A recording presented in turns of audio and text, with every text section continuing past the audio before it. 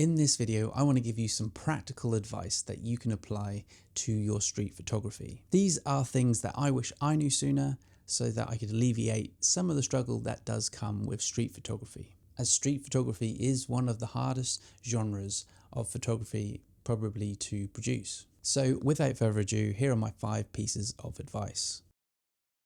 Now the first one is, don't worry about gear or settings. Once you start going down that rabbit hole of gear, you do really start to realize that it is the person, the artist behind the camera. Shoot completely automatic. Shoot in aperture priority. The settings don't matter to begin with.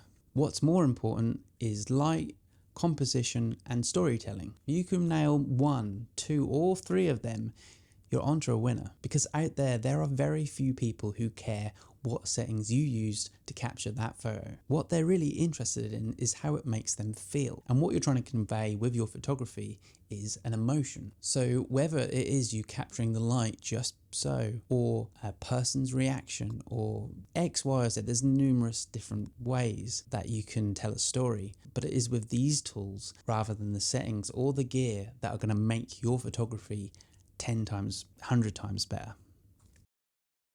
The second bit of advice is to study others. Now you can do that in a physical one-to-one kind of tutorial, or you can just study online. So physically you could go out and you could buy a course and do a one-on-one session with someone, but probably what most people might do is the second option, and study your favorite photography, your favorite photographers, and try to emulate some of the photos that they take. For example, if you live in London and you want to emulate some of the photography of a London photographer, go and shoot or try to emulate the shots that they have currently shot. Do your best to try and get to as close to the image that they produced as you can. Now, what you're trying to do is not completely rip off or steal someone's style, but by doing this you're going to learn so much about what they did by the process, by hands-on approach, by physically going out and doing exactly the same thing. And I think by doing this you're going to learn so much. Trying to emulate your favorite photographers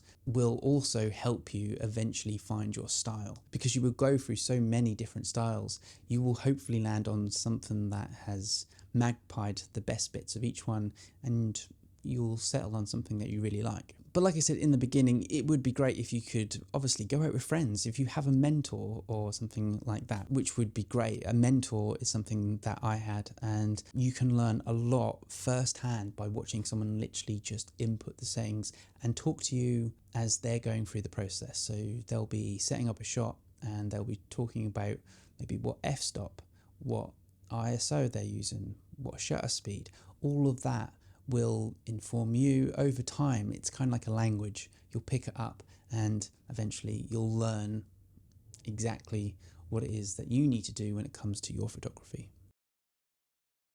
Number 3 is do your recce's. Now we all like the idea of street photography being very spontaneous, and most of the time that is what it is, and the joy actually of street photography is finding a new location, finding a new scene, a subject, and shooting away. But what you could do is recce some of the places you think might be important to feature, grab, take. For example, if Jim Bob, a food seller on the streets of Bangkok, he comes out at 6 AM every morning, that's part of your homework. That he's out there because he's got a lovely, beautiful stand. The light always shines perfectly at that time in that season, and he gets a lot of customers.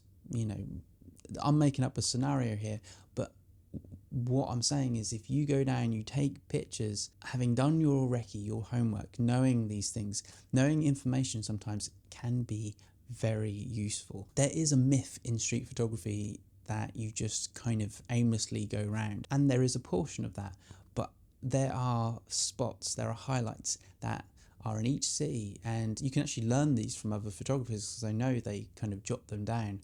But if you know where the light is going to hit at a certain time, you're not wasting time either. Usually there'll be a good footfall at some of these places. So doing your recce, doing your homework, knowing where something might feature will be very, very useful. The fourth thing is understanding light. Understanding light is one of the basics and most important components to any photography, actually. If there's no light, then there's really not much to shoot. So they're all different types of light. There's natural light, which is kind of like your outdoor ambient light that's, you know, every day. There's the most famous one, there's golden hour light, which is just before sunset. It's going to give you those softer skin tones if you're doing portrait kind of photography or you're shooting people at that time. It's just a softer, more beautiful time to take photographs. There is blue hour light, which occurs just after sunset or before sunrise. This is one of my favorite times actually to shoot because it's such a small gap.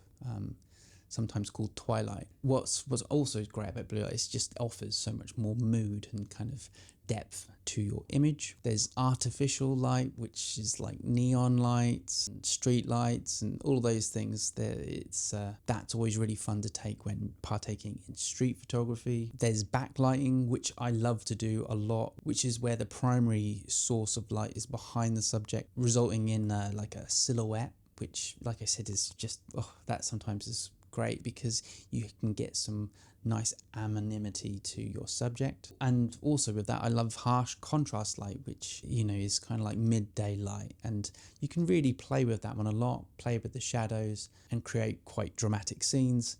But this one can be quite tough and quite tricky. So if you can learn the dynamics of lighting and how it works, your photographs are going to look just so much more, I hate the word, but cinematic, moody. Just the storytelling is going to be better and you're going to create better emotion for your audience. Okay, so the last one I think is obvious and comes with the territory of street photography, but you need to be observant and you need to be preemptive. Street photography is something where you need to be very present. And it's the one thing I really love about this genre is when I'm out shooting on the streets, I am so present. I am so, as the man Eckhart Tolle says, it is the power of now. It is having complete presence. When you do this enough, you can almost then add on the preemptiveness of things. Because if you are a watcher, someone who is observant all the time, possibly introverted, this happens anyway for you, but you can preempt things that are going to happen. It's kind of like a Spidey sense in a way.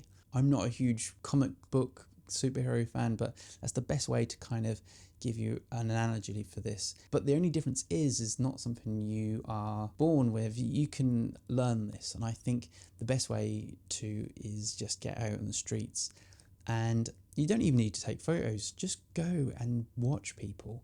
Watch how they interact, watch how they move, watch how they dance with the light, watch how things unfold. It is happening all the time.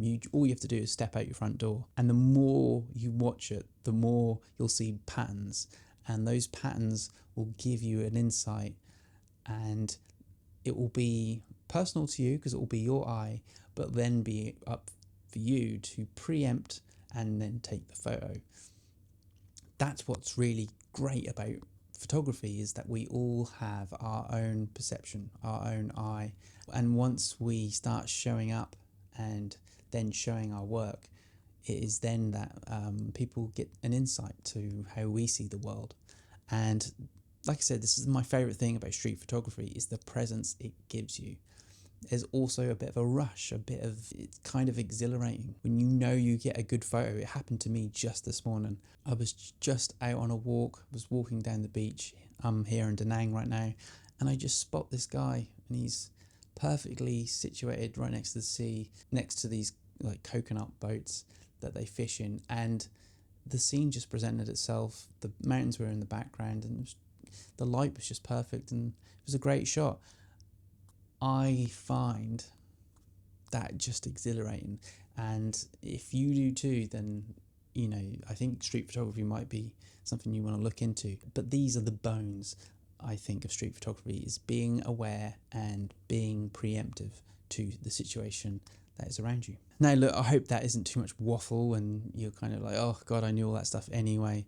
But if you found any value to this, please, I really appreciate you liking this video and subscribing. We're nearly actually at 5,000 subs, so that's very cool. And as of now, I still have a sale going on a few of my products. They are the photographic zines, Field Notes, that is the title, and all of them are only £1 each. I'm not too sure what that calculates to in dollars or cents, but I know it's very little, so it's less than a cup of coffee, so go check them out.